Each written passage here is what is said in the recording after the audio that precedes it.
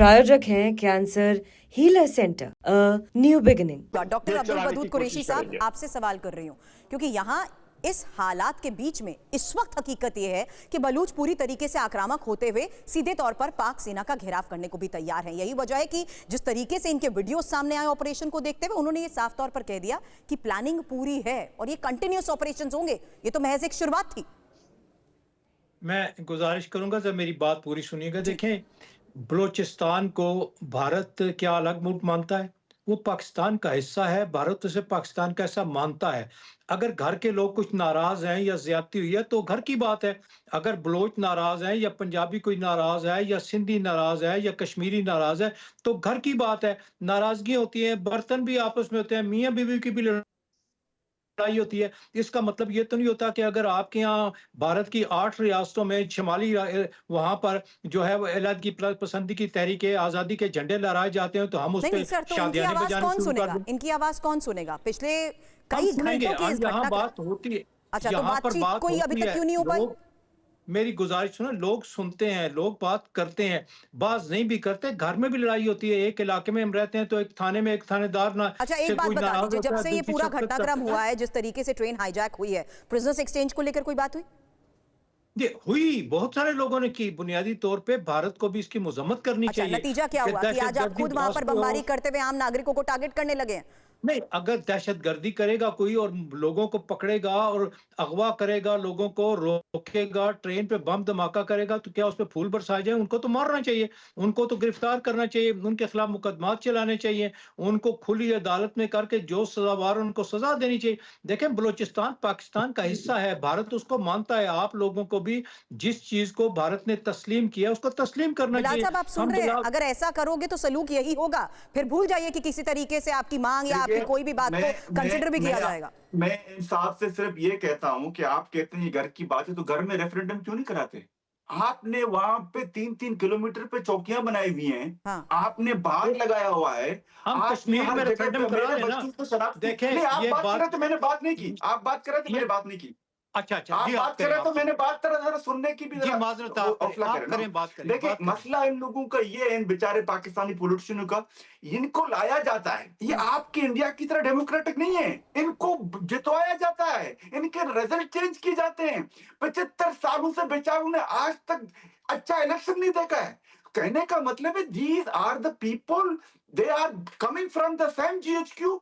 कभी उसको लाते हैं, कभी खान साहब सुन रहे हैं, आपके अपने लोग हैं जिन्हें आप बलूच कह रहे हैं।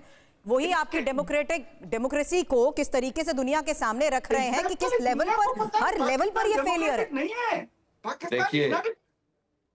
देखिए बात ये है कि आपको ये समझना होगा कि बलूचिस्तान के अंदर अगर इंडिया, टीटीपी और दूसरे ममालिक मिलकर इन्फिल्ट्रेशन करेंगे और वहां पर दहशतगर्दी करेंगे, जैसा कि कुलभूषण इसकी सबसे बड़ी एग्जांपल है और बहुत सारी एग्जांपल्स हैं, तो पाकिस्तान की अफवाज, पाकिस्तान की सिक्योरिटी फोर्सेस, पाकिस्तान के बलूचिस्तान के एक एक चप्पे के लिए, हिफाजत के लिए हर दहशतगर्द को जहन्नम में पहुंचाएंगे। जो बलूचों के मसाइल हैं वो सारे पाकिस्तान में समझे जाते हैं। बलूची भाइयों के लिए पूरे पाकिस्तान में तकलीफ महसूस की जाती है। लेकिन एक बात ध्यान में रखें कि वो चंद माइनर जो बीएलए के नाम के ऊपर इंडिया की फंडेड रॉ से पैसा लेकर और सर, एक बात बताइए, आप भूल रहे हैं मार्च में जो ब्रास बैठक हुई थी जिसमें सभी एकजुट होते हुए ये बात कह चुके थे कि अगर हमारी मांगों को नहीं माना गया, यहाँ सिर्फ महज बीएलए तक बात सीमित नहीं रही ना सर। आपने अभी तक क्या किया है? सवाल तो यही है ना, अगर आपने इनके लिए सोचा है, इनकी सुध ली है और अगर इनके विकास को देखते हुए चीन के समर्थन के साथ इनके लिए कुछ किया है तो फिर ये आपके अगेंस्ट क्यों है?